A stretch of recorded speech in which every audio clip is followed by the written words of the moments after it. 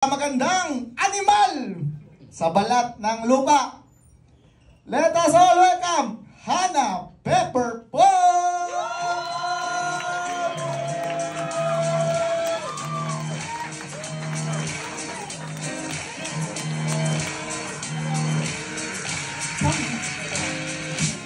Hello, may gabi sa tanan.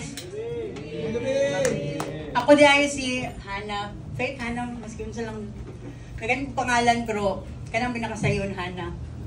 So, tama to siya kung pinaka magandang animal sa lahat ng animal. O, malibayin ko karon na namang tanan para mananaw sa mua. So, karong gabi, gusto lang magkwento, maghatag advice ako ang mga fellow women. Yung mga pretty, single, independent na women. O, di ba? Hi, girl! I know you're here! Yeah, I know, right? Anyway, check lang to siya. Anyway. Di ba? So, duha ka advice lang ako matag. Ganina siya mga advice, kay kanang, nagan siya nagpakuha ng mga advice sa kanang mga kuyaw-kuyaw na ito, mga ate, anak-anak. Kani siya, mga dili siya common, pero kalang magamit doon siya. Trust me. Pinakauna ng mga advice kay, manginuman dyan ang uban sa tuwa, di ba? Okay lang mo inom. Kanang, magbili lang dyan kusog, pauli. Okay. Ako bitaw, pag palahubog man dyan ko sa una, kapalo na sila, kung kinsa na sila.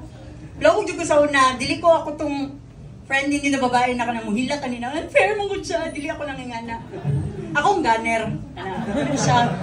Ako ting buhok ko, guys, muna akong papel. So, gusto ko mainom, pero makauli dyan ko balay. Abot dyan ko sa mong balay. Ang problema lang po, hanto dito na po dyan ko sa tukaran. Okay? Parehas na lang, naitabo kay sa call center mo ko, dati agent pa ko, so nahuman ang shift, alas 6 sa buntag, nag-iinumi, kay sweldo. Nahuman mo yung 11:30, abot ko balay, alas 12, utong tutok. Karon akong mama di ay, kaya pagtulong ko na sa balay, na-gardening sa likod. Yung mong garden, may katulong garden dito sa likod, kay sa Marfori man may. So, dili ko niya madungog, ambot na unsa siya. Ang ako lang yung plano nga to, mulingkod dito sa gawa sa may kanang driveway gani. Mulingkod ko dito niya mag-text. Ambot lang jud ko na send ba nako to or unsa ba kay next na ko ma-remember na naganas ko huy. Noon sa ka.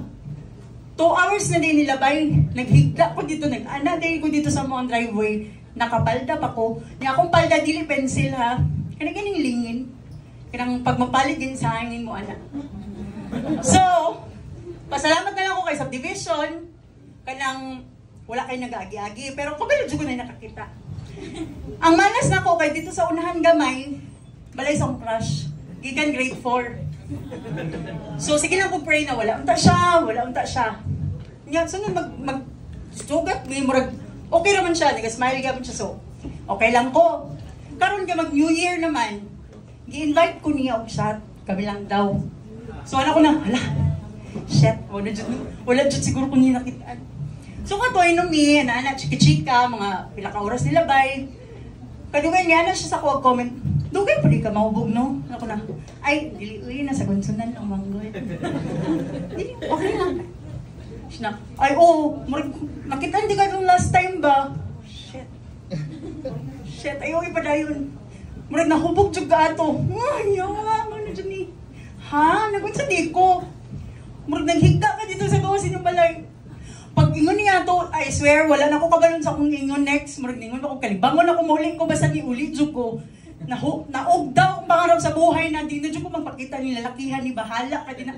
Ihulat pa niya, 2 ka oras na nag-inom bago siya niingon ato. Gisugod na lang ako tato niya para wala niya asa kong dughan. Yawa siya. Muna girls, magbilin dyan taga ng at least makasulod lang man ta sa balay. Kay, wala pa noon ko naka-learn sa akong lesson na ito kay maraming gapon baguman.